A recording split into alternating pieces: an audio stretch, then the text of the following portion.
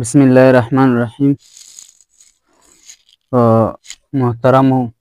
لیدونکو، موږ به نن پر سیاست باندې مختصر خبره کوو. سیاست په اصل کې د کومې ژبې لفظ دی او معنا او مفاهیم یې څه دي. د دې دپاره موږ نن له تاسو سره د سیاست باندې بحث کول شریک کوو. آیا په اسلامي نقطه نظر سره هم ګورو او عام د معاشرې په لیول سره هم ګورو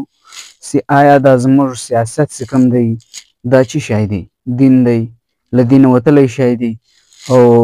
که دین هم دی او دنیا هم ده، او که صرف دنیا ده یا صرف دین دی؟ نو دې باره کښې به موږ انشاءالله نن ستاسې په مخ کې دا عرض کوو. سیاست اصل کښې دا د عربۍ ژبې لفظ دی. د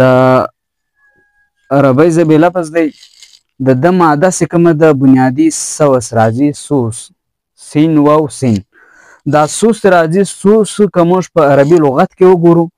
په عربي ډکشنرۍ کې وګورو، په عربي ډکشنرۍ کې دی د غنمو د دانې وچینجي ته ویل کېږي، چې په پښتو کې موږ تاسې به هغه ته سوره وایو. دا سوره د غنم د دانې یا د غنم د دانې چینجی، دا کم مازغه یا زړی چې یې راوکاږي نو پاس خول پاته سي، دغه خول ته سوس ویل کېږي، او دا چینجي ته سوس ویل کېږي. او دا خول بیا یعنې نه د کار شی پاته سي، اصل مقصد چې کوم مازغه پکښې پراته وي نو هغه ځینې وباسي. نو سوس، سوس،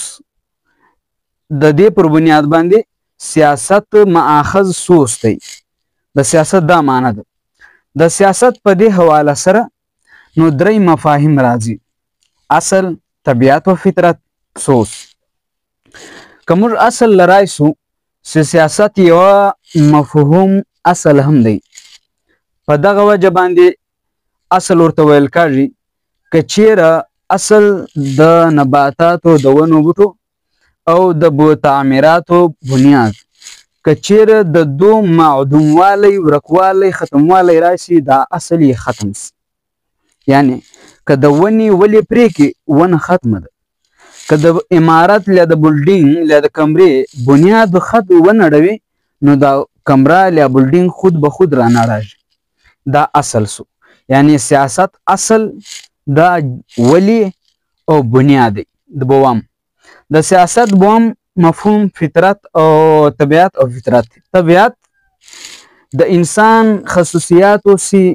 و جسم و سټرکچر و ډانچه ته نسبت وسی و ده ته طبیعت ویل کېږي. په عربي کې د طبع و چاپ کېدلو ته هم ویل کېږي، چې موږ تاسې نن سبا پټو سټیټ ورته وایو.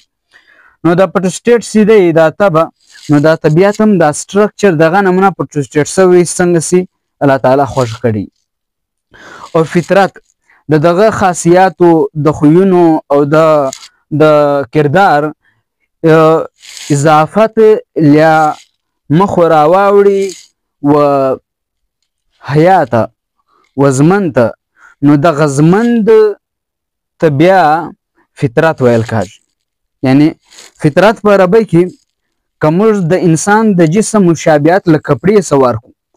دا کپړه سی اول د یو جسم یا د چا دپاره د جوړېدلو دپاره ځلڅیرې سي ږغې وایي، نو و دغه ته فطره یایي. نو دغه نمونه د انسان د شکل لپاره دا کومه ډانچه اول ځلڅیرې سوې ده او جوړه سوې ده و ده ته فطرت وایي. رایسه سوس له سوس له سوس خو مې درته وویل چې و غنم و هغه چینجي ته یا به هغه سوره یا به هغه کیړه یا چینجي ته ویل کېږي چې د غنم زړی کاږي، او د غنم زړی چې راوکاږي نو پاته باندې خول سي، نو د ده خول بیا هېڅ مطلب نه وي. یعنې دا بیا څوک په کاروي هم نه. لکه مثال واړی د وکښلو سپین د کړ کاڅخوال دی، کاڅخوال باندې اوس څه جوړه نه ده. نو اصل مقصد دا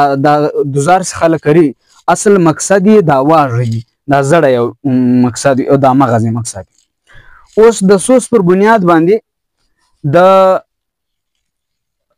سیاست تقسیم. اوس سیاست ماخذ خصوص و د عربۍ ژبې لفظ و اوس که موږ راشو دا زموږ تاسې په معاشره کې څه کم سیاست دی نو پر ده وغږاږو. دا پر دوه قسمه دی. نمبر 1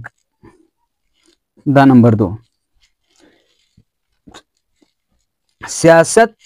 علی نهج نبوت، سیاست علی نهج شیطان. لیا به دا ستا سیاست دا تاسې خلک بنیاد اصل ور جوړوي له مزغو لکه شلوی فطرت له راولي، نو دغه په دوه قسمه لیا خو به د خلکو خیرخوا لیا به د خلکو خیرخوا نه یې بدخوا به که بدخوا وي دا شیطان دی او که خیرخوا وي دا علی نهج نبوت دی. اوس پر دې باندې لږ تفصیل اچوم. اول د انسان د ډېرې خیرخواهۍ او د خیرخواهۍ د جذبې مطابق چې کوم دای ته له اصله او له سوسه خبر کې له بېلیارۍ او د اصل و د ته فطرت او طبیعت روښی، نو دا تذکیر دی د ته د خپل اصل مقصد ور یاد کړي. او چې کله دا یادګیرنه ته په ښه انداز سره د خیرخواهۍ په انداز سره د بصیرت په انداز سره ور ورسوي تر ده پورې ده ته تبلیغ وایي. تبلیغ بالکتابه، په کتاب هم تبلیغ کاږي. کتابونه څوک لیکي له هغو څخه موږ اخذ کوو، څوک په قلم باندې کوي. نن سبا چې کوم تبلیغ دی د سوشل میډیا داور دی. نو نن سبا تبلیغ ډېر تر د ټي وي له سکرینه یا د موبایل سکرینه یا د سوشل میډیا له پاڼې ځخه موږ ته راسي. نو دغه هم تبلیغ دی. صرف روزه او چیله دا تبلیغ نه دی، دا هم تبلیغ دی. خو ورسره چې کوم نن سبا د سوشل میډیا استعمال دی، په دې ذریعه هم ته خلکو ته خپل مفید علم رسولی سي، نه کې بیکاره علم. بیا چې کله ته دا خیرخواهي د بصیرت په لیاره باندې و ده ته د ده په مزغو کې ورکښېنې، دا بیا وعظ. او چې کله دا وعظ ته ورته وکړي نو په دا وعظ کې به بیا دوې خبرې راځي. یو خدا دی ترې سوې مصدقه، یعنې رښتینې واقع، لکه د فرعون واقعه، دغه نمونه موسی علیه السلام سره، او داسې نورو واقعو. له نورو واقعو څخه یې ته وډروې. فرعون څه انجام و، ابوجهل څه انجام و، د نمرود څه انجام و، د شداد څه انجام و. نو له دوی یې ته وډرې او تبشیر ورکړې. موسی علیه السلام څنګه کامیابه سو، آدم علیه السلام څنګه کامیابه سو، له هغه یې راواخله تر محمد رسول الله صلی الله علیه وسلم دا کامیابه څنګه سو. نو ده ته تبشیر وایي د محمد صلی الله علیه وسلم پر نقش قدم باندې قدم کښېږده نو ته کامیابه یې. نو دغه ترغیب او ترهیب هم سو. چې کله انسان تذکیر هم پکښې راشي، تبلیغ هم پکښې راشي، ورورسېږي د دین خبره یا د دنیا مفید علوم ورورسېږي، ساینس ټکنالوژي، دا خو اوس عیار دی چې موږ ته په ذهن کې دا راکړي دي چې ته به صرف په مسجد کې ناستې، ته به صرف په منبر ته ناستې، ته به صرف په محراب کې ناستې، خپلې تسبیح او الله الله الله ته زور ورکړه. نو الله تعالی چې په دا قرآن کښې وایي سیرو فی الارض، په ځمکه کې وګرځئ، نو دا د دې دپاره وایي چې تاسو خو نور څه هم زده کاسته. نو تا به هغه تور راخیستې او دی به د په رافیل تیاره ولي، نو دا ته جنګ ګټلی سي. بیا ته دا ټکنالوژي اوس استعمالولی سي. نو جدید هتیار سره به جدید چلو پر موضوع باندې ورنه ځو. نو چې کله دا واز راشي نو سوشل میډیا په دور په ذریعه باندې دا تبلیغ راشي، د جدید علومو تبلیغ هم دا بهتر دی چې سړی ورسي. له چا هم کم علم وي نو په کار دا ده چې د سوشل میډیا له لارې او یا د کتابت له لارې او یا د واعظ او د نصیحت له لارې بل ورسي. دا به زما ستاسو ته عرض وي چې کله دا خبرې په تا کې راشي او تا ته زاره هم درکړي که پر نقش قدم د رسول الله صلی الله علیه وسلم، پر نقش قدم د انبیاو روان سي، د صحابه روان سي، د صدیقینو شهداو روان سي، نو ته کامیابه یې. رشد به ده ته رشد یایي. دا سړی هدایت باندې دی. او دغه هدایت چې موږ په هر رکعت کې، په هر مانځه کې، په هر رکعت کې ورته وایو اهدنا الصراط المستقیم. پر نوم باندې لاس ورته وتړو چې اهدنا الصراط المستقیم، یا الله د زمن د تېرېدلو غسیخه لیا راوښیې چې ستا تر دره پورې در راسي. نو ده ته صراط مستقیم هم ویل کېږي. اوس راشي یو سړي تا ته نصیحت کولو، خیرخواه ده، بیا یې دا خیرخواهي در ورسوله، بیا یې ستا په زړه او په دماغ کې کښېنوله او ته یې له ترو رښتینو واقعات یا خو دروغجن واقعات، اسرائیلي روایات پلوه تپي پلوی تړي، نو دا نه رښتینې د قرآن او د معتبرو احادیثو راغلي دي، نو دا تا له در ورسوي او ستا په زړه کې د ښې نه وي او تبصیر انذار او تبشیر هم درکړي او ته هدایت یافته هم سي یعنی په رشد باندې سي او پر صراط مستقیم له راولي تا صحیح مؤمن کامل جوړ کړي نو پتا کې د دروغو غاښه نه وي د پراټ غاښه نه وي ته لاندې باندې مخ او شاته یعنی د مخ د برخې نه یعنی ته سوچا مسلمان نو دغه سیاست که چا درکړ په دو خبرو که چا پوهولي دا سیاست علی نهج نبوت دی دا ځینې یې موږ الانبیاء ورثة العلماء ورثة الانبیاء علما د نبیانو وارثان دي په دا شکل کې یې وارث دی که دا کار کړ بیا یې وارث دی او که دا اوس درته بیانوم د شیطانت کار یې کړ نو بیا که ملاوي هم د نبي وارث بیا نسي جوړېدلی توبه نعوذ بالله دا الټا پر نبوت باندې الزام لګول دي راځه سیاست علی نهج شیطان سیاست علی نهج شیطان و چی ته ویل کېږي سیاست علی نهج شیطان د دو بالکل برعکس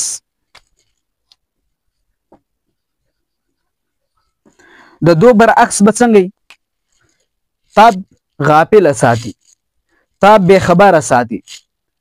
تا ته تبلیغ نه کوي تا ته تعلیم نه درسي تا پوهوي نه تا جاهل ساتي تا ویښوي نه تا ویده ساتي تا را سترګر کوي ده نه ړوند ساتي او د دې الټا تا ته د نبیانو یا د شهیدانو یا د صدیقینو یا د صالحانو پر نقش قدم نه بلکې په ځان پسې د رواني په غد نه رواني چې په ځان پسې د روانوي دا سیاست علی نهج نبوت خلق ټګل درواغ ورته ویل منافقت کول وعده خلافي کول او پراټ کول دوکه کول نو د خپل ځان باندې خلق په ځان پسې کولو دپاره درواغ ویل نو دا ګرد خبرې علی نهج شیطان دي نو مولوي صاحب او که عام قومي لیډر او که سیاسي دینی مذهبي لیډر او که بل جماعت نو که پتا کې دا کارونه سته نو بیا ته سیاست کوي خلق دوکه کوي خلق ورته ورپورې وي خلق په توره شپه نه باسي نو دا سیاست علی نهج شیطان دی یعنی تا د شیطان پر لار رواني له آدم علیه السلام د شیطان کومه لار روانه تر قیامت نو تا پر دا لار رواني پر دا لار دنه رواني له دې لارې تا ګوري چې په کوم کارکون کې او د زموږ د پاکستان څخه کوم سیاسي ګوندونه دي جماعتونه دي نو کدای دا کوشش کوي چې که پتا کې لږ پوهه او واعظ او نصیحت چیرې څه زده کړه د کړي تعلیم د کړي لږ پوه سوی نو دای ته مخکې عهدې ته نه پرېږدي نو دای ته سیډ لاین کوي ده یعنی دای ته شاته کوي دای ته بالکل رکنیت ته ختموي له شي د باسي له جماعت د باسي بلکې پروپاګاندا در پسې کوي او د غدارۍ لیبل در باندې لګي د يهودیت لیبل در باندې لګي د اسرائیلیت لیبل در باندې لګي او د بيدینۍ لیبل در باندې د منکر حدیث و غیره و غیره یعنی څوره فتاواس په پاکستان کې دي نو دا صرف د دې کوشش کولو د پاره دی چې دا خلک په پټو سترګو په ما پسې روان سي او زه به ته حیات سیاسي لیډر یم او زه به د خلکو خاندانی بیا به مزوي بیا به دغه زوی بیا به دغه زوی قائد ابن قائد ابن قائد ابن قائد نو دا ګر بیا کېلور وکې زوی زه به دغه غلامي نو دا منیر شاکر رحمت الله علیه د خدای بخشي نو دا د ځکه خدایان چې دا په ځان پسې روانوي کملا هم دغه سي درته په ما پسې ځه نو دا هم شرک دی دا هم بت پرستی ده اوس دا شیطان وچشته وي شیطان له شایتو شاته ځاخه جوړ شوی دی د عربي ډکشنری او لغت کې موږ وګورو شاته و بڑکانا و ګرمول وته لمبه کول وته تګل وته جذباتي کول وته امریکا مرداباد اسرائیل مرداباد فلسطین زنده ام په څه ده پوک په امریکا د څوک فلسطین کې خو دی ویني ته څه پوک بچاتک نو دا ګرد د شیطان پر لار روان سی په هر چا کې که په ما کې که په بل کې نو دا موږ د شیطان پر لار روان سی په پټو سترګو د خلکو جذبات راپورته کوو او لمبه کوو او بیا په غبرګو لاس ور پورې وو نو د ته یای شیطان که د پولان پر وزن سي نو پولان د طالبان علما پزن پولان وزن د شدت معنا ورکړي د خاصیت د شدت یعنی ټینګوالی ډیروالی زور یې پکښې نو بیا به معنه داسې ډېر په بېدردي سره یې جذبه لمبه کوه ډېر په بېدردي سره یې وینه خرڅوه ډېر په بېدردي سره یې عزت لوټه ډېر په بېدردي سره یې خرابوه نو دا معنی به شیطان که بیا له شته نه ځاښوي یا نه یې پکښې یعنې شته نه وي په آخر کې نون وي نو بیا یې معنه ده لرې کول د شیطان که په ډکشنري کې دغه معنی وي د دواړو معنو امکان شته کې دغه معنی وي بیا لرې کول له طبیعته له فطرته او له اصله لرې کول ولې ورپرې کول بنیاد ور خرابول او د زړی ځینې کشل یعنې په ده کې دا سوس پیدا کول نو د ګردو شیانو له تذکیره لرې کول له تعلیم لرې کول له ملا نفرت پیدا کول او له انذار او تبذیر د دوزخ نو دا ګرد دی دا نن سبا څورې جدید علوم دي فلکیاتي که حیاتي که نیو ټکنالوژي څورې هم علوم دي چې کوم راکټ ساینس دی هر شی هم دی چې څورې علوم دي له دو کې ته لرې کولې پوهه تې ته نه پرېښودې نو بیا دا سیاست علی نهج شیطان دی نو د سیاست رضاخان نه خدای وساتي یو آیات په دې دلیل کښې یو آیات درته پیښوم الله تعالی په سورة البقره په آیات 259 کې فرمایي څه یې اعوذ بالله من الشیطان بسم الله الله ولی الذین آمنوا الله د هغه د ایمان د هغو خلکو ملګری دی یخرجوهم من الظلمات الى النور چې دوی به له تورې تیرې څخه ورونه ته خلک راباسي داسې سیاسي لیډر وي والذین کفروا اولیاءهم الطاغوت او کم چې د طاغوت د شیطان ملګري دي یخرجونهم من النور دای به له رڼا به در راباسي الى الظلمات د توره شپه ته به در راباسي لکه دا زموږ ستاسې پالټۍ اوس کوم پاکستان کې سیاسي لیډران دي توره شپه ته به د له دې خوا راباسي بیا الله تعالی انعام به څه ورکوم اولئک اصحاب النار هم فیها خالدون دغه خلک به دا د اور والدي صاحب اور دی یعنی د اور صاحبان دي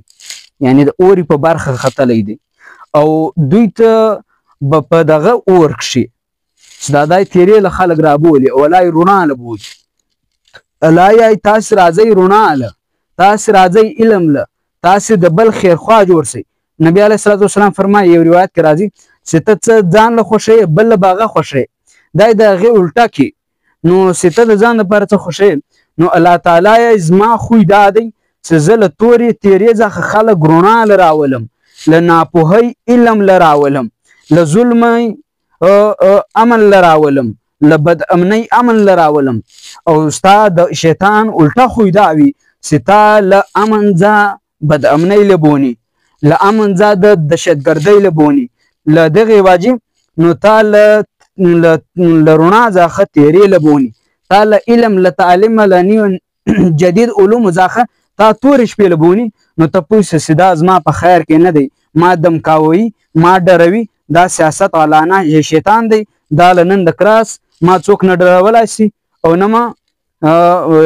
خرابولی سي نو زه که چا دا راسه که پوهوله مې خیرخواهي یې کوله انشاءالله زه به دا فالو کوم او په ده پسې به ځم واخر دعوانا ان الحمدلله رب العالمین وما علینا الا البلاغ المبین